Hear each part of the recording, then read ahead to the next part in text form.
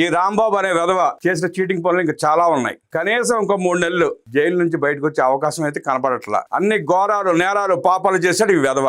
Police van లో కూర్చుని తగ్గేదేలే అంటూ నాటకాలు ఆడి పోలీస్ వ్యాన్ దిగి వస్తుండగా పోలీసులు సహకరించబోతే టచ్ మీ నాట్ అంట.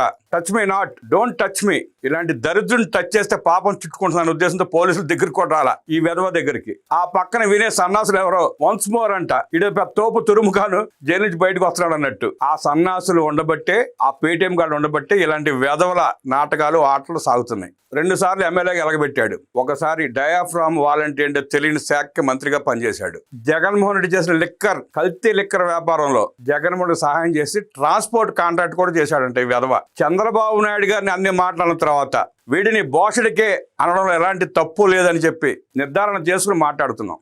ఆ రోజు రాంబాబు గారి ఇంటి దగ్గర గుంటూరు వెస్ట్ ఎమ్మెల్యే గల్లా మాధవి, ఆమె భర్త రామచంద్ర లేకపోతే వీడికి బడితి పూజ జరిగేది. వాళ్ళిద్దరూ అక్కడ ఉండి ఆపబట్టి తప్పించుకోగలిగాడు రాంబాబు.